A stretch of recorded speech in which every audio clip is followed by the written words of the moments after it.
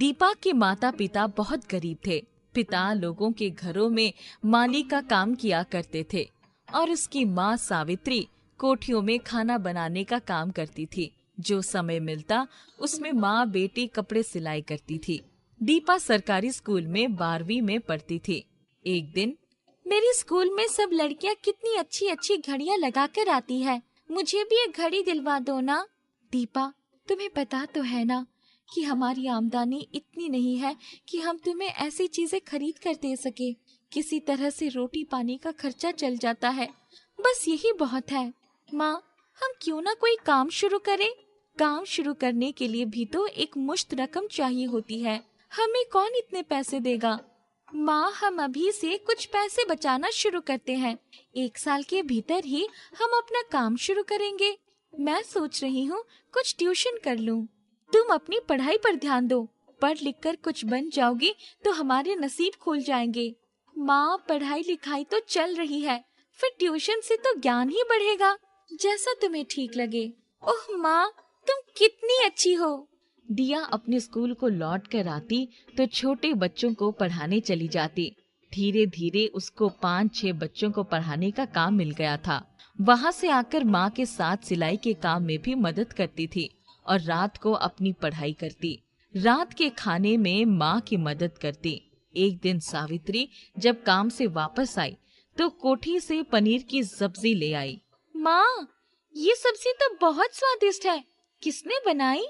बनाई तो मैंने ही थी। माँ, कल घर में भी पनीर की ऐसी ही सब्जी बना देना, मैं स्कूल लेकर जाऊंगी। पनीर और थोड़े से काजू चाहिए, वो कहाँ से खरीदेंगे? माँ, ये लो पैसे, लेकिन आज रात के खाने में पनीर ही बनाना। रात को सावित्री ने पनीर की सब्जी बनाई। जब सब लोग खाने बैठते हैं तो, माँ, क्या बढ़िया सब्जी बनाई है तुमने, तुम्हारे हाथ में तो जादू है, कल मेरे टिफिन में भी रख देना। ठीक है। दूसरे दिन जब लंच टाइम में दीपा जैसे ही अपना टिफिन का डिब्बा खोला, सारी लड़कियां उसके डिब्बे से पनीर की सब्जियां चटकारे ले लेकर खाने लगी। उसकी कक्षा में पढ़ने वाली, दीपा, ये तो लबाबदार पनीर है, तुम कल फिर यही सब्जी ले आना। अरे नहीं, इसको बनाने में बहुत मेहनत और खर्च आता है, इसलिए बाजार में ये लबाबदार पनीर की सब्जी 25 रुपए प्लेट बिकती है। दीपा जब घर आई तो, माँ, अब तक तो हमारे पास लगभग 500 रुपए हो गए हैं, क्यों ना हम अपना काम शुरू कर दें? काम क्या शुरू करेगी? माँ, हम घर में पनीर की सब्जियां बनाएंगे, इसको लबाबदार पनीर कहते हैं, इसको बेच देंगे, अगर बिक जाएगा तो आगे बढ़ाएंगे। मेरे स्कूल में लड़कियां कह रही थी कि बाजार में 25 रुपए प्लेट बिकता है लबाबदार पनीर। अच्छा, परंतु बेचेगा कौन? माँ, तुम सब्जी बना देना, मैं घर के बाहर ही एक टेबल लगाकर बेच लूंगी, हमारी दुकान शुरू हो जाएगी। दीपा ने माँ को 500 रुपए पकड़ा दिया और स्कूल चली गई। लंच टाइम में, सुनो, आज मैं अपने घर के सामने लबाबदार पनीर का स्टॉल लगाऊंगी, जिसको भी सब्जी खरीदनी है आ जाना। शाम को जब वो ट्यूशन करने गई तो उसने वहाँ से सबको बता दिया। दीपा जब घर आई तो साथ में कुछ पैकिंग वाले डिब्बे भी ले आई थी। पूरे घर में लबाबदार पनीर की खुशबू फैली हुई थी। उसने घर के बाहर ही एक बड़े से टेबल पर अपना सब्जी का भगोना रख दिया था। बाहर ही एक पेपर पर लिखा था, लबाबदार पनीर सिर्फ 25 रुपए प्लेट। ग्राहक आने शुरू हो गए। देखते ही देखते सारी सब्जी बिक गई। उस दिन उन्हें 1000 रुपए मिले। करीब 50 प्लेट सब्जी हाथ के हाथ बिक गई थी। माँ, मैं कह रही थी ना कि तेरे हाथ में जादू है, कल हम ज्यादा सब्जी बनाएंगे। मैं कल ट्यूशन नहीं जाऊंगी। दूसरे दिन उन्हें फिर अच्छी आमदनी हुई। उसके माता पिता बहुत खुश हुए। दीपा ने ट्यूशन छोड़ दिया और माँ के साथ पनीर की सब्जी बनाने में मदद करने लगी। कुछ ही दिनों में उनकी दुकान बहुत मशहूर हो गई। एक दिन, अब तो इतने ग्राहक आने लगे हैं कि पूरा ही नहीं पड़ता। माँ, एक काम करो, तुम अपने काम पर जाना बंद कर दो, हम लोग कुछ कुर्सी और टेबल खरीदकर बाहर ही रख देंगे और सब्जी के साथ रोटी भी देते हैं, जिसको मन हो खा कर जाए और जिसको मन हो लेकर जाए। कहा तो तुम ठीक रही हो, पर इतने पैसे कहाँ से आएंगे? तुम जिन घर में काम करती हो वहाँ से कुछ उधार ले लो, वो लोग बहुत अच्छे हैं, आसानी से दे देंगे। वो लोग तो वैसे भी नाराज होंगे जब मैं उन्हें बताऊंगी कि मैं काम छोड़ रही हूँ। एक बार कहकर तो देखो, तुम उनके घरों में 10 सालों से काम कर रही हो। दीपा की बात मानकर सावित्री कोठियों में गई तो उसे सबने पैसे देने का वादा किया, पर काम छोड़कर जाने के नाम पर कोई राजी नहीं हुआ। वो निराश होकर घर आ गई। शाम को दीपा आई तो, माँ, भगवान ने हमारी सुन ली।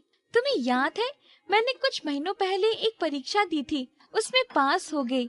मुझे स्कूल 5,000 रुपए स्कॉलरशिप के लिए मिलेंगे, तभी उन पैसों से हम टेबल कुर्सी खरीद लेंगे।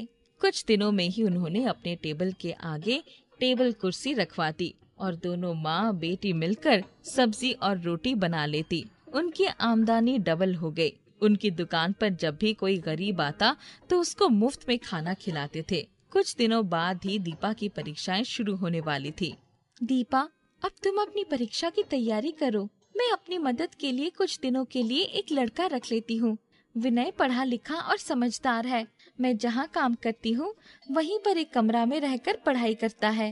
वो मुझसे किसी काम के लिए पूछ भी रहा था। ठीक है माँ। दीपा आराम से परीक्षा की तैयारी करने लगी। कुछ दिनों में उसकी परीक्षाएं शुरू हो गई। अब दीपा को हिसाब किताब भी देखने का समय नहीं मिलता था। जब परीक्षा खत्म हुई और उसने हिसाब लगाया तो पैसे की बहुत गड़बड़ी थी। माँ, हमें बहुत नुकसान हुआ है। तुम्हारा विनय जरूर कुछ गड़बड़ी कर रहा है। अब तो मैं पढ़ी लिखी नहीं हूँ, वही सारा हिसाब किताब करके मुझे पैसे देता है। आज तो आया भी नहीं। चलो, आज से मेरी छुट्टियाँ भी शुरू हो गई है, मैं खुद ही देखूंगी। उनका धंधा फिर से चल पड़ा। एक दिन रात के समय सावित्री की तबीयत अचानक बहुत खराब हो गई। खांसते खांसते उसका दम निकला जा रहा था। वो लोग उसे लेकर अस्पताल गए। इनको अस्थमा की बीमारी है। हम दवा दे रहे हैं और इंजेक्शन लगा दे रहे हैं, पर इन्हें आग या चूल्हे के सामने नहीं बैठना है। दूसरे दिन सुबह से ही दीपा अकेले सारा काम कर रही थी। माँ को डॉक्टर ने आराम करने को कहा था। उस दिन अचानक विनय आ गया। विनय, तुम अचानक कहाँ चले गए थे? मेरी माँ की तबीयत बहुत खराब हो गई थी, इसीलिए मुझे आपकी दुकान से पैसे भी चुराने पड़े थे, पर मेरी माँ ठीक ना हो सकी, वो खत्म हो गई।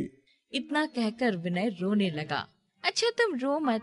मुझे पता है कि माँ के इलाज के लिए आदमी कुछ भी कर सकता है। आज से ही काम पर लग जाओ, पर अब से जब भी पैसे की जरूरत होगी मुझसे मांग लेना। विनय खुशी खुशी काम पर लग गया। कुछ ही दिनों में उनकी दुकान पहले से भी ज्यादा चलने लगी। उनके पास अब बहुत पैसे हो गए। दीपा का 12वीं का रिजल्ट घोषित हो गया था। वो बहुत अच्छे नंबरों से पास हुई थी। एक दिन, माँ, क्यों ना हम अपना एक रेस्टोरेंट खोल लें? दीपा, तुम्हारी मर्जी में तो कुछ भी नहीं कर पाती हूँ, सब तुमको ही करना पड़ता है। कुछ ही दिनों में दीपा ने अपने रेस्टोरेंट खोल दिए और अब विनय और दीपा दोनों मिलकर पूरे रेस्टोरेंट का काम संभालते थे। उन्होंने कुछ आदमी भी रख लिए थे। उसका रेस्टोरेंट खूब चलने लगा। दीपा ने कुछ ही दिनों में एक गाड़ी खरीद ली। अगल बगल के लोग उनका रेस्टोरेंट खुल जाने से चिढ़ गए थे। बगल के होटल वाले माधव से सभी लोग लबाबदार पनीर की तारीफ करते तो वो जल भुनकर राख हो जाता। एक दिन उसने अचानक कुछ आदमियों के साथ जाकर दीपा के रेस्टोरेंट में तोड़फोड़ करनी शुरू कर दी। विनय, जल्दी से पुलिस को खबर करो। इस रेस्टोरेंट के आने के वजह से हमारा होटल बंद होने के कगार पर है, इसको यहाँ नहीं चलने दूंगा। अचानक पनीर का बड़ा पतीला आकर उसके सिर पर गिर पड़ा और रसोई के सारे बर्तनों ने उस पर हमला कर दिया। सारा पनीर उसके सिर पर से बहते हुए उसके मुंह में आ रहा था। पनीर मुंह में जाते ही, माफ कर दो, मैं बहुत गलत था। तुम्हारी सब्जी तो वाकई बहुत स्वादिष्ट है। तुम्हारा जो भी नुकसान हुआ है वो मैं भरपाई कर दूंगा। तुम पुलिस को मत बताओ। दीपा और विनय ने उसे माफ कर दिया। कुछ दिनों में उनकी बहुत अच्छी दोस्ती हो गई। एक दिन, दीपा, इतनी छोटी उम्र में तुमने इतना बड़ा रेस्टोरेंट कैसे खोल लिया? माधव, जहाँ चाहा वहाँ रहा। माँ की बीमारी के बाद मुझे लगा था कि मुझे सब कुछ बंद कर देना होगा, परंतु विनय ने आकर सब संभाल लिया। इसलिए हमारे इस रेस्टोरेंट में विनय पार्टनर है। तुम बहुत परिश्रमी हो और ईमानदारी से काम करती हो, इसीलिए तुम्हें सफलता मिली। मैंने कभी इसके बारे में नहीं सोचा। दीपा के रेस्टोरेंट का नाम अब बहुत मशहूर हो गया था। उसने कुछ ही सालों में अपनी पढ़ाई पूरी कर ली और विनय से उसकी शादी हो गई। अब उनके जीवन में कोई दुखी नहीं था। ममता अपने भाई सोनू के साथ गांव में रहती थी। वो बहुत गरीब थी। ममता के माता पिता का देहांत एक दुर्घटना में हो गया था। तब से ममता ने अपने भाई बहन की जिम्मेदारी उठा रखी थी। ममता अपनी माँ की जगह गांव के सरपंच के यहाँ काम करती है। एक दिन, मालिक, मेरे भाई की तबीयत खराब है, तो 1-2 दिन नहीं आ पाऊंगी। तेरा सारा काम कौन करेगा अगर तू नहीं करेगी तो? सरपंच जी, मैं अपनी जगह अपने पड़ोस की कमला को भेज दूंगी। ममता ये कहकर चली जाती है और अपने पड़ोस में रहने वाली कमला को अपनी जगह सरपंच जी के यहाँ काम पर भेज देती है। उसके बाद वो अपने भाई की देखभाल में लग जाती है। 2 दिन बाद जब वो वापस काम पर जाती है तो अब से तुझे काम पर आने की जरूरत नहीं है। मैंने तेरी जगह कमला को ही काम पर रख दिया है। ये सुनकर ममता सरपंच के सामने रोते हुए बोलती है, मालिक, मुझे काम से मत निकालो, मेरे भाई का क्या होगा? सरपंच कुछ नहीं सुनता और दरवाजा बंद कर देता है। दुखी होकर ममता घर आती है और सारी बातें अपने भाई को बताती है। दीदी, तुम भी पिताजी की तरह छोले समोसे क्यों नहीं बेचती? हमारे पास उनका ठेला भी रखा है। ममता को आइडिया अच्छा लगता है और अगले दिन वो छोले समोसे बनाकर गांव के सारी सरकारी स्कूल के बाहर बेचने लगती है। तभी वही छोले पूरी बेच रहा लखन कहता है, मेरे छोले पूरी के सामने तेरे छोले समोसे कोई नहीं खाने वाला, समझी? तभी एक बुढ़िया लखन से छोले समोसे मांगती है। ये सुनकर लखन को गुस्सा आ जाता है और वो बुढ़िया को धक्का देकर गिरा देता है। ये देखकर ममता उस बुढ़िया को उठाती है और, माई, तुम्हें भूख लगी है ना? तुम मेरे छोले समोसे खा लो। बेटी, पर मेरे पास पैसे नहीं है। ये सुनकर ममता मुस्कुरा देती है और बूढ़ी औरत को छोले समोसे देती है। बूढ़ी औरत छोले समोसे खा लेती है। बेटी, मैं तुझे पैसे नहीं दे सकती, पर तू ये मसाला रख। बूढ़ी औरत मसाला देकर चली जाती है। उस दिन ममता के छोले समोसे नहीं बिकते। वो अपना ठेला लेकर घर चली जाती है और अगले दिन, कल तो कोई भी मेरे ठेले से छोले समोसे नहीं खा रहा था। अगर आज भी ऐसा हुआ तो मैं क्या करूंगी? तभी ममता की नजर उस मसाले पर पड़ती है और ममता छोले समोसे में वो मसाला डालती है। उसकी मसाला डालते ही छोले समोसे का रंग बदल जाता है। उसके बाद ममता उसे बेचने निकल पड़ती है। थोड़ी ही देर में छोले समोसे की सुगंध से लोगों की भीड़ लग जाती है। छोले समोसे खाकर ग्राहक बहुत तारीफ करते हुए बोलते हैं, अरे, इतने स्वादिष्ट छोले समोसे तो मैंने कभी नहीं खाए।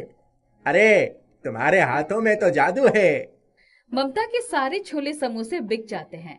ये सब देखकर ममता बहुत खुश हो जाती है और अपना ठेला लेकर घर आ जाती है। वो ये सारी बातें अपने भाई को बताती है और अगले दिन फिर से छोले समोसे बनाती है कि तभी सोनू आ जाता है और, दीदी, मुझे भी अपने छोले समोसे खिलाओ, जिसकी लोग इतनी तारीफ करते हैं। सोनू छोले समोसे खाता और कहता है, दीदी, ये छोले समोसे तो इतने स्वादिष्ट नहीं है। ममता को ये सुनकर अजीब लगता है। उसके बाद वो भी छोले समोसे चखकर देखती है और उसे भी छोले समोसे स्वादिष्ट नहीं लगते। तभी उसकी नजर उस बूढ़े औरत के द्वारा दी हुई मसाले पर पड़ती है। ममता जल्दी से उस मसाले को छोले समोसे में डाल देती है और फिर से सोनू को खाने को देती है। दीदी, लगता है ये जादुई मसाला है, जिससे ये छोले समोसे इतने स्वादिष्ट हो गए। ये सुनकर ममता बहुत खुश हो जाती है और अपने जादुई छोले समोसे लेकर बेचने निकल जाती है। थोड़ी ही देर में उसके सारे जादुई छोले समोसे बिक जाते हैं। अब ऐसा रोज होने लगता है।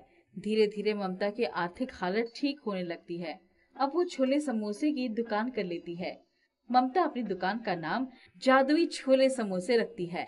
ये सब देखकर, मुझे पता करना पड़ेगा कि इसके छोले समोसे में आखिर ऐसा क्या है। अगली सुबह लखन छुप कर देखता है कि ममता छोले बना कर लाई है और उसमें सोनू ने एक मसाला डाला। उसके मसाला डालते देख ही छोले का रंग बदल गया। उसके बाद सोनू छोले समोसे या आलू में भी वो मसाला डाल देता है और कहता है, दीदी, जादुई छोले समोसे तैयार हैं। अच्छा, तो ये सब इस मसाले का कमाल है। इसके कारण ही इसके छोले समोसे जादुई बन रहे हैं। ममता अपने जादुई छोले समोसे लेकर अपनी जादुई दुकान चली जाती है और सोनू अपने स्कूल। तभी लखन उस मसाले को चुरा लेता है और अपने घर जाकर अपने बनाए छोले में वही मसाला डालता है और उसे चखता है तो वो छोले बिल्कुल बेकार हो जाता है। ये सब देखकर छे, कितना खराब स्वाद हो गया मेरे छोले का। लगता है ये जादुई मसाला सिर्फ ममता के खाने को ही जादुई बनाता है। एक काम करता हूँ, इसे फेंक देता हूँ। ना रहेगा ये मसाला और ना ममता जादुई छोले समोसे बना पाएगी। इतना कहकर वो उस जादुई मसाले को फेंकने लगता है। उससे बहुत देर हो जाती है मसाला फेंकते फेंकते, पर वो मसाला खत्म ही नहीं होता। उसके पूरे घर में वो मसाला भर जाता है। ये सब देखकर जादुई मसाले, अगर तुम मुझे सुन पा रहे हो तो मैं तुमसे माफी मांगना चाहता हूँ। मुझे माफ कर दो। उसके माफी मांगते ही सारा मसाला डिब्बे में वापस आ जाता है। उसके बाद लखन उस जादुई मसाले को वापस ममता के घर रख देता है। ममता इसी तरह उस मसाले की मदद से अपनी जादुई छोले समोसे बेचती रहती है। धीरे धीरे वो कई दुकानें खोल लेती है और गरीबी भूखे लोगों को मुफ्त में अपने जादुई छोले समोसे खिलाती है। इस तरह बड़ी बड़ी खुशी वो अपना छोटा जीवन में जीती जाती है। कमलपुर नामक गांव में पूनम अपनी बेटी रीना के साथ रहा करती थी। कुछ समय पहले ही उसके पति का देहांत हो गया था और उसकी सास उसको बिल्कुल भी पसंद नहीं करती थी, क्योंकि उसका कोई लड़का नहीं था। पहले तो मेरे बेटे को खा गई, अब क्या मुझे खाने के लिए इस घर में कुंडली मारकर बैठी है। तेरी शक्ल देख देख के तो मेरा वैसे भी दिमाग खराब हो जाता है। क्या हुआ माँ जी, आज आप इतना गुस्सा क्यों हो रही हो? गुस्सा ना हूँ तो क्या करूँ? तूने मेरे वंश का नाश कर दिया। मैं समझी नहीं माँ जी। अगर तू एक बेटा जनती तो कम से कम मेरे बेटे का वंश तो चलता। बेटी जनी है तूने, ये तो अपने घर चली जाएगी और बेटे को तो खा ही चुकी है। माँ जी, वो तो आपके बेटे थे, मेरे तो वो सब कुछ ही थे। शीला पूनम को इसी तरह से ताने दे रही थी। तभी उसकी बेटी रीना वहाँ आ जाती है, जिसको बहुत तेज भूख लग रही थी। मम्मी, मुझको बहुत तेज भूख लगी है। आज स्कूल में शिवानी डोसा लेकर आई थी, मुझे भी डोसा खाना है। डोसा क्या, कुछ भी नहीं मिलेगा तुझे। मेरा बेटा ही नहीं रहा तो तुम दोनों का क्या मैं अचार डालूंगी? मेरी छाती पर मूंग दलने के लिए मैं तुम्हें इस घर में नहीं रख सकती। निकल जाओ इस घर से। माँ जी, हम कहाँ जाएंगे? हमें कोने में रहने दो ना माँ जी। शीला उन दोनों को घर से बाहर निकाल देती है। दोनों रोती हुई घर से बाहर निकल जाती है। रोते रोते उन्हें एक डोसे की दुकान दिखती है। वहाँ जाकर वो डोसा मांगती है। मेरी बेटी बहुत देर से भूखी है माँ जी, थोड़ा सा कुछ दे दो। मुझे लगता है तुम दुनिया की सताई हुई हो। क्यों ना तुम मेरे डोसे की दुकान पर काम कर लो। हाँ हाँ हाँ, मुझे काम की बहुत जरूरत है। मेरा अपनी बेटी के सिवा कोई भी नहीं है। सास ने घर से निकाल दिया, ना ही घर में ठिकाना है ना ही बाहर। मैं जरूर आपकी दुकान पर काम करूंगी। ठीक है, मैं तुम्हें डोसा बनाना सिखाती हूँ। पूनम उसकी दुकान पर डोसा बनाना सीखती है और उस दुकान को चलाने में उसकी मदद करती है। कुछ दिन बाद बुढ़िया सारी दुकान उसको सौंपकर भगवान को प्यारी हो जाती है। पूनम और रीना उस दुकान को चलाया करती थी। एक दिन की बात, जब एक भिखारी वहाँ पर उसे भीख मांगने आता है। एक वक्त हमारा भी ऐसा ही था, हमें भी दर दर की ठोकरें खाकर गुजारा करना पड़ रहा था। लो भैया, तुम ये डोसा खा लो। भिखारी वहाँ से डोसा खाकर चला तो जाता है, पर एक डोसे को उसको देते हुए कहता है कि इस डोसे को हमेशा अपने पास रखना। वो ऐसा ही करती है। जब भी वो डोसा पास में होता था तो उन दोनों माँ बेटी को डोसा बनाने की जरूरत नहीं पड़ती थी, अपने आप ही डोसा बनकर तैयार हो जाते थे। माँ, ये डोसा तो चमत्कारी है। इसके होते हुए हमें डोसे की कोई कमी नहीं होगी। जैसा चाहो वैसा डोसा अपने आप बन जाता है। इसे तो हमारी बिक्री और होने लगी है। हर कोई हमारे डोसे को पसंद कर रहा है। हाँ, हमने उस भिखारी की मदद की तो उसने हमें आशीर्वाद के रूप में एक जादुई डोसा दे दिया। इससे अब हमें किसी के आगे हाथ फैलाने की जरूरत नहीं पड़ेगी। अब हम सबकी जरूरत को पूरा कर पा रहे हैं। अब पूरे कमलपुर में पूनम के डोसे की चर्चा हो रही थी। हर कोई पूनम के डोसे को खाने के लिए लालायित था। पूनम की दुकान के आगे डोसे खाने वालों की लाइन लगी रहती थी। जब ये बात शिवानी को पता चली तो वो पूनम से मिलने उसके घर आ गई। पूनम, मैंने तुझे घर से निकालकर बहुत बड़ी गलती की। चल, अब घर चल। नहीं माँ जी, मैं यहीं पर रहकर अपना और रीना का गुजारा कर लूंगी। अच्छा ये बता, तुझे इतना अच्छा डोसा बनाना कैसे आया? तो आज तेरी दुकान के आगे लाइन लगी हुई है। दादी माँ, पता है, हमारे पास एक जादुई डोसा है जो हमारी हर मुसीबत में सहायता करता है। रीना अपनी दादी माँ को सारी बातें बता देती है। शिवानी उस डोसे को चुराने का इरादा बना लेती है। अच्छा, तो ये राज है इसकी सफलता का। अगर वो डोसा मेरे हाथ लग गया तो मुझे भी गरीबी में दिन काटने की जरूरत ना पड़ेगी। मैं भी अमीर हो जाऊंगी। आज रात यही रुक जाती हूँ और उस डोसे को चुराने की कोशिश करती हूँ। शिवानी वही पूनम के पास रुक जाती है और जब पूनम और रीना सो जाते हैं तो वो उस जादुई डोसे के पास जाती है। अच्छा, तो ये डोसा है जिसने इनकी जिंदगी ही बदल दी। अब इस डोसे को मेरे पास होना होगा। शिवानी जैसे ही डोसे को हाथ लगाती है तो डोसा अपने आप को बहुत ज्यादा गर्म कर लेता है। अरे बाप रे, ये तो बहुत गर्म है। इससे तो मेरा हाथ ही जल गया है। एक काम करती हूँ, इसे कपड़े से पकड़ती हूँ। शिवानी उसे कपड़े से जैसे ही पकड़ने के लिए जाती है तो वो अपने आकार को बहुत बड़ा कर लेता है और शिवानी को अपने अंदर समा लेता है। अरे बचाओ बचाओ, मुझे इस डोसे से बचाओ, इसमें तो मेरा दम ही निकल जाएगा। पूनम, रीना, इधर आओ, मुझे बचाओ इस डोसे से।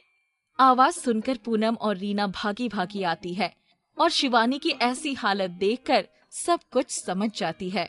मुझे माफ कर दो, मैं तुम्हारी ये जादुई डोसा चुराने के लिए आई थी जिससे तुम्हारी दुकान ना चले और मैं इसे अपनी दुकान पर बेचना शुरू कर दूं। पर मैं गलत थी, मैं अमीर होना चाहती थी। मेरे मन में लालच आ गया था। मैंने तो पहले ही तुम दोनों को घर से बेदखल कर दिया था। उसके बाद भी तुमने मुझे रात को रुकने की इजाजत दी और मैंने तुम्हें धोखा दिया।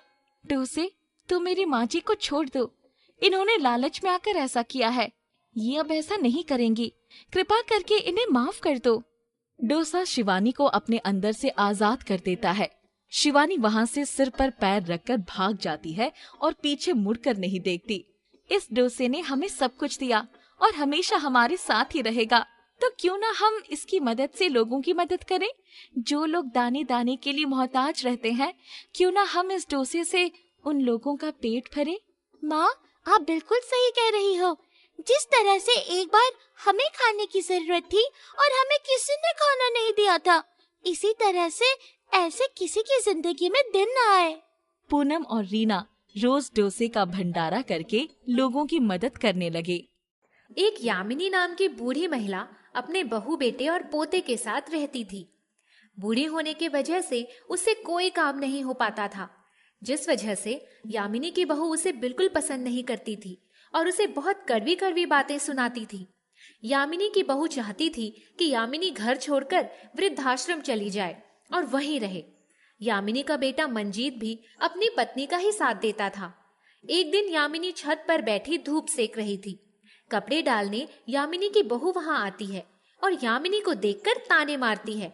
कितने ऐसे लोग हैं इस घर में जो बस बैठे रहते हैं और मेरा काम बढ़ाते हैं। अगर बैठना ही है तो वृद्धाश्रम में जाकर बैठ जाएं, कम से कम मेरा बोझ तो हल्का होगा।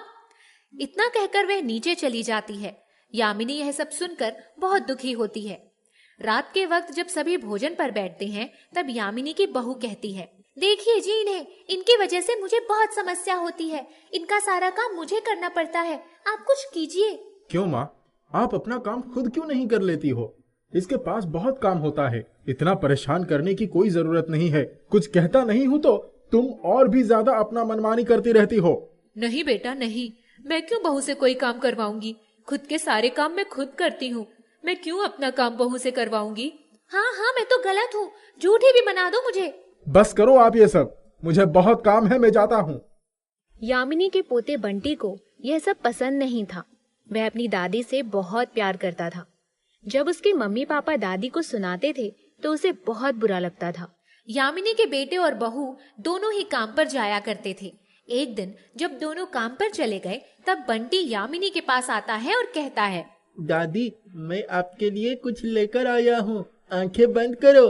क्या है बच्चे, क्या लेकर आया है? आप आंख तो बंद करो, फिर बताता हूँ। यामिनी आंखें बंद करती है। हाँ ठीक है, अब आंखें खोल लो। यामिनी आंखें खोलती है तो देखती है उसके हाथ में एक किताब है। बेटा, यह कौन सी किताब है?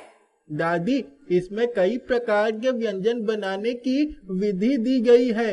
इस तरह अकेले गुमसुम बैठी रहती हैं, उससे अच्छा है इस किताब को देखकर नई नई चीजें बनाओ, इससे तुम्हारा मन भी लगेगा। वाह बेटा, यह तो बहुत अच्छी किताब है। ठीक है, मैं कल से इसमें से देखकर नए नए प्रकार के भोजन बनाऊंगी। अगले ही दिन यामिनी उस किताब से देखकर अनेकों प्रकार के व्यंजन बनाती है और अपने पोते बंटी को खिलाती है। वाह दादी, आपने तो कमाल कर दिया। इतना स्वादिष्ट भोजन तो मैंने कभी नहीं खाया। क्या बात है दादी। एक दिन यामिनी कई अलग अलग प्रकार के मसालों के सूखे पत्तों को एक साथ मिलाती है और एक नए प्रकार का मसाला तैयार करती है। उस मसाले को डालकर एक व्यंजन बनाती है और बंटी के सामने परोसती है। ले बेटा, इसे चक्कर बता कैसा बना है, कुछ नया करने की कोशिश की है मैंने। बंटी तुरंत खा लेता है और कहता है, दादी, ऐसा क्या डाल दिया आपने जो इसका स्वाद ही बदल गया? ये तो बहुत ही स्वादिष्ट है। बेटा, ज्यादा कुछ नहीं, आज मैंने एक नया मसाला बनाया है और बस उसे ही इसमें डाला है। दादी, मैं तो कहता हूँ सिर्फ मैं ही क्यों, इतने स्वादिष्ट भोजन का लुत्फ सभी उठाए। मैं कुछ समझी नहीं। दादी, हम एक YouTube चैनल बनाएंगे और उसमें आपकी सारी बनाई हुई चीजों की विधि डालेंगे, जिसकी मदद से और भी लोग इसे बना पाएंगे। इस तरह बंटी दादी का एक YouTube चैनल बनाता है। उस पे हर रोज एक नई चीज की विधि प्रकाशित की जाती है। कुछ ही समय में बहुत से लोग दादी के चैनल से जुड़ने लगते हैं और बहुत से लोग दादी के बनाए हुए चीजों की विधि देखते हैं, जिससे यामिनी को YouTube से पैसे भी मिलने लगते हैं। जितने पैसे यामिनी YouTube से कमाती है, उससे गरीब बच्चों की मदद करती है, उन्हें कपड़े और भोजन देती है। बंटी रात भर भूखे लोगों को खाना खिलाया करता था। जो खाना यामिनी बनाकर देती थी, वही बंटी सबको खिलाता था। यामिनी ने बंटी को यही मसाला दिया था और कहा था कि यह जादुई मसाला है। जब भी खाना पतीले में कम होने लगे, तब इसे तुम चुटकी भर डालो। यह जादुई मसाला डालने से खाना वापस भर जाएगा। हर रात बंटी यही करता था और जादुई मसाले की वजह से बहुत लोगों को भोजन करवाता था। यामिनी की कामयाबी के बारे में यामिनी की बहू और बेटे को पता चलता है। देखिए ना, हमारा बंटी बिल्कुल नासमझ है, पता नहीं क्या क्या करने लगा है। मैं नहीं चाहती वह अपना समय इन सब चीजों में लगाए। अरे शांत हो जाओ, एक बार बंटी से बात करते हैं। यामिनी के बहू बेटे बंटी से कहते हैं, आज के बाद इन फालतू की चीजों में दिमाग मत लगाना और पढ़ाई करने के लिए कहते हैं। बंटी उनकी बातें नहीं मानता। तब यामिनी की बहू सोचती है, एक काम करती हूँ, ऐसे कोई बात नहीं मानने वाला, क्यों ना बंटी के सारे इलेक्ट्रॉनिक चीजें उसके पास से हटा दूं, फिर देखूंगी यह YouTube चैनल कैसे चलता है। यामिनी की बहू बंटी की सभी चीजों को खराब कर देती है और जहाँ यामिनी खाना पकाती थी, उस जगह को भी तहस नहस कर देती है, जिस वजह से वह नए वीडियोस नहीं बना पाती। दिन प्रतिदिन उसके चैनल के लोग कम हो जाते हैं और बहुत ही कम वीडियोस देखते हैं, जिस वजह से उन्हें YouTube से बहुत कम पैसे मिलते हैं। कुछ ही दिनों की छुट्टी के बाद यामिनी के बेटे बहू काम पर जाते हैं। तब यामिनी एक डिब्बे में से वही जादुई मसाला निकालती है जो उसने बनाया था। यामिनी ने उस मसाले को बचा कर रखा हुआ था। वह तुरंत उससे एक नए प्रकार की चीज बनाती है। यामिनी बहुत कम सामान बनने के लिए डालती है, लेकिन जैसे ही वह जादुई मसाला डालती है, खाना बहुत बढ़ जाता है। यह देखकर यामिनी बहुत खुश होती है। खाना बनने के बाद यामिनी भोजन बंटी को खिलाती है। बहुत दिनों के बाद वापस से दादी के हाथ का खाना खाकर बंटी को बहुत अच्छा लगता है। ये सही मौका है, क्यों ना चुपके से नई चीज बनाई जाए और उसे YouTube पर डाला जाए। क्या कहती हो दादी? यामिनी बंटी की बात मान जाती है और एक नए प्रकार का चीज बनाती है।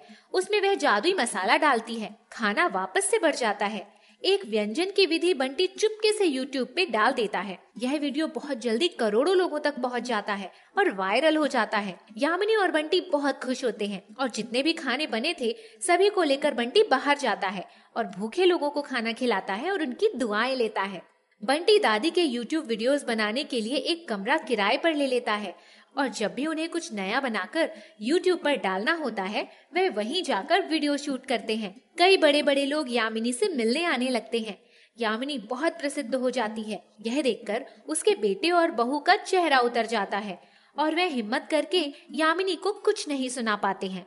13 साल की माया स्कूल से लौटी तो उसके घर के सामने भीड़ लगी थी। उसने अपना बस्ता पटका और दौड़कर घर के भीतर चली गई। आंगन में उसके बापू का निर्जीव शरीर पड़ा था। माँ रो रो कर बेहोश हो गई थी। अरे बिटिया, धीरज रखो। तुम्हारे पिता तो पहले से ही बीमार थे। डॉक्टर ने भी जवाब दे दिया आज। अब हम क्या करेंगे? हमारे पास तो जमीन भी नहीं है। कैसा हमारा जीवन कटेगा? यही सब सोचते सोचते वो पिता के पैरों में लिपट कर सिसक पड़ी। किसी तरह उसको वहां से उठाया गया और उसके पिता की अर्थी उठाई गई। माया और उसकी माँ बिल्कुल अकेली हो गई थी। पिता के क्रियाकर्म के बाद, माँ, अब तो मुझे गांव में रहने का मन ही नहीं कर रहा है। हम और कहाँ जा सकते हैं बेटी? हमारा कोई है भी तो नहीं। मैं अभी बाहर से आती हूँ। माया घर से निकलकर झील की तरफ जाने लगी। उसे बार बार अपने पिता का चेहरा, उनकी कही बातें, सब कुछ याद आ रहा था। उसकी आंखों में आंसू झिलमिलाने लगे। वही एक पीपल का पेड़ था। वो उसी के नीचे जाकर बैठ गई। तभी एक आवाज आई। तुम इतनी उदास क्यों हो बेटी? कौन है यहाँ? मैं पीपल का पेड़ हूँ। माया पीपल को बोलते हुए सुनकर चौंक गई। मैंने तो आज तक किसी पेड़ को बोलते हुए नहीं सुना। मैं भी हमेशा नहीं बोलता, पर आज तुम्हारी उदासी देखकर मुझसे रहा नहीं गया। क्या दुख है तुम्हें? मैं अपने पिता के बिना अपना जीवन कैसे काटूं? माँ का दुख देखा नहीं जाता। पैसे खत्म हो गए हैं। बस इतनी सी बात के लिए तुम इतनी उदास हो? तो क्या मुझे उदास नहीं होना चाहिए? तुम पैसों की चिंता मत करो। पिता के बिना रहने की आदत तुम्हें खुद ही डालनी पड़ेगी। समय सबसे बड़ा मरहम है। वही तुम्हारी माँ का दुख भी काटेगा। पैसे कहाँ से आएंगे? देखो, मेरे पेड़ के नीचे बहुत पत्ते गिरते हैं। जब तक तेज हवा नहीं चलती ये पत्ते यहीं रहते हैं। मैं चाहता हूँ कि तुम रोज इस पेड़ के आसपास सफाई कर दो। अचानक पेड़ पर एक पक्षियों का जोड़ा आकर बैठ गया और पेड़ की शाखाओं से ढेर सारे पत्ते गिरने लगे। देखा तुमने, यहाँ अक्सर ही ऐसा होता है। आपको चिंता करने की आवश्यकता नहीं है। ये तो मैं अभी साफ कर देती हूँ। माया ने तुरंत सारे पत्ते झाड़कर अपने दुपट्टे में बांधकर एक कोने में रख दिए। वो जैसे ही पीछे मुड़ी, उसने देखा कि 5 सोने की मुहरें उसके सामने पड़ी थी। उसने मुहरें उठा ली। ये क्या? सिर्फ सफाई करने का इतना बड़ा पुरस्कार? तुमने सिर्फ सफाई ही नहीं की है, बल्कि अपने दुपट्टे में पत्ते बांधकर उन्हें समेट दिया है। अब इन पत्तों के गट्ठर को ले जाओ और अपने घर के दरवाजे पर डाल देना। ठीक है, मैं कल फिर आऊंगी। माया ने पत्तों का गट्ठर उठाया और घर चली आई। उसने पत्ते अपने घर के दरवाजे पर डाल दिए और घर में चली गई। कहाँ चली गई थी बेटी? मैं कब से तेरी राह देख रही थी। ओहो माँ, मेरी प्यारी माँ, ये देखो मेरे पास क्या है। अरे, ये तो सोने के सिक्के हैं। कहाँ से लाई? माया ने अपनी माँ को पूरी बात बताई। कुछ ही देर में जब वो किसी काम से बाहर गई तो उसने देखा कि उसके दुपट्टे में बंधे हुए पत्ते रुपयों में बदल गए थे। माँ, ये देख, कितने सारे रुपए हैं। क्या हो रहा है ये माया? माँ, वो पीपल का पेड़ जादुई है। कल स्कूल से लौटते समय मैं फिर पेड़ के नीचे सफाई करने जाऊंगी। कल मुझे एक चादर जरूर दे देना। ठीक है, ले जाना, पर ध्यान रहे ये सारी बातें किसी से भी मत बताना। दूसरे दिन माया जब स्कूल से वापस आई तो उसने देखा कि पीपल के पेड़ के पास बहुत से लोग हाथों में कुदाल और कुल्हाड़ी लेकर कुछ विचार विमर्श कर रहे थे। आप लोग इस पेड़ के पास क्या कर रहे हैं? हमें सूखी लकड़ियाँ चाहिए, इसीलिए हम इसे काटने आए हैं। आप ऐसा नहीं कर सकते हैं। ये पीपल का पेड़ तो मेरा दोस्त है। इसने मेरी कितनी मदद की है। इसे मैं कुछ नहीं होने दूंगी। इतना कहकर माया अपना स्कूल बैग फेंक कर पेड़ से लिपट गई। हट जाओ लड़के, तुम्हारी बेवकूफी भरी बातों के लिए हमारे पास वक्त नहीं है। जाओ घर जाओ। इस पेड़ को काटने से पहले आपको मुझे मारना होगा। सभी व्यक्तियों ने एक दूसरे की तरफ देखा और पेड़ पर कुल्हाड़ी का वार कर दिया, लेकिन उनके आश्चर्य की सीमा न रही जब उन्होंने देखा कि पेड़ से रक्त का फवारा निकलकर सभी के कपड़ों पर गिरने लगा। माया की आंखों से आंसू गिर रहे थे। अरे भागो रे, जरूर ये कोई भूतिया पीपल है। सब पीपल को छोड़कर सड़क की तरफ दौड़ पड़े। माया ने चादर निकालकर पेड़ के घाव साफ किए और उस पर बांध दिया। मैं तुम्हें बचा नहीं सकी, मुझे माफ कर दो। नहीं मेरी बच्ची, इतने लोगों से तुम अकेले ही लड़ती रही। तुम्हारी वजह से आज तो मैं बच गया, पर वो सभी मुझे छोड़ेंगे नहीं। मैं आपसे यही रहना चाहती हूँ, क्या आप मुझे यहाँ रहने की आज्ञा देंगे? तुम चिंता मत करो, अब वो लोग यहाँ नहीं आएंगे। तुम अपने घर जाओ और अपनी चादर लेती जाना। ठीक है, मैं घर जा रही हूँ। माया चादर लेकर चली गई। आज फिर उसने जैसे ही चादर बिस्तर पर रखी, उसमें से ढेर सारे रुपए गिर पड़े। माँ, आज तो पीपल का पेड़ घायल था, फिर भी उसने हमारी मदद की। हमें उस पेड़ को बचाने के लिए कुछ सोचना होगा। कल जाकर उस पेड़ के आसपास कंटीले तार लगवा देना, जिससे कोई पेड़ तक पहुँच ही न पाए। ठीक कहा माँ। दूसरे दिन माया कुछ मजदूरों को साथ लेकर गई और उन्हें पेड़ के नीचे चारों तरफ कंटीले तार लगाने को कह दिया। अचानक उसकी नजर उस जगह पर पड़ी जहाँ पिछले दिन कुछ लोगों ने कुल्हाड़ी मारी थी। उसने देखा कि वहाँ एक हैंडल जैसी कोई चीज थी। उसके हैंडल घुमाते ही पेड़ एक दरवाजे की भांति खुल गया। माया उस दरवाजे के भीतर प्रवेश करके अंदर एक बहुत ही बूढ़ा व्यक्ति बैठा था। आओ बेटी, हम तुम्हारा ही इंतजार कर रहे थे। बाबा, आपके घुटने में ये चोट का निशान कैसे है? तुमने ही तो अपनी चादर से घाव को साफ किया था। ओह बाबा, मैंने पेड़ों के चारों तरफ कंटीले तार लगवा दिए हैं। अब जल्दी कोई आप तक पहुंचेगा नहीं। मैं चलती हूँ बाबा। बेटी, जब भी तुम्हें किसी चीज की जरूरत हो, पेड़ के नीचे आकर बोल देना, तुम्हारी इच्छा पूरी हो जाएगी। आज के बाद शायद हमारी मुलाकात ना हो। उसके इतना कहते ही माया रो पड़ी। बाबा, मैंने अभी 15 दिन पहले ही अपने पिता को खोया है। अब आपको नहीं खोना चाहती। आपको बचाने के लिए मुझे जो कुछ भी करना होगा मैं करूंगी। इस पेड़ में हमेशा एक बाल्टी पानी देना होगा और पेड़ पर बैठे पंछियों को दाना खिलाना होगा। तुम कर पाओगी? हाँ, मैं करूंगी, पर आप कहीं मत जाइएगा। ठीक है, अब तुम जाओ, परंतु पेड़ की जड़ से सिक्के भी लेती जाना। माया को रोज 5 सिक्के मिल जाते थे। उनका जीवन खुशियों से भर गया था।